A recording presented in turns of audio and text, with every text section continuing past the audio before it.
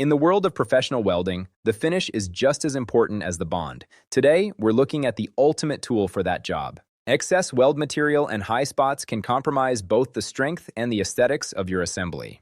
That's where coarse double-cut carbide burrs come in. These are the heavy hitters of welding cleanup.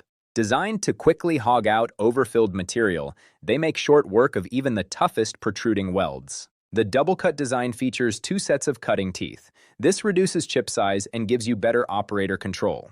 Eliminating high spots is crucial for a smooth assembly, especially when parts need to fit tightly together. Compared to standard grinding wheels, carbide burrs offer faster material removal with less heat buildup.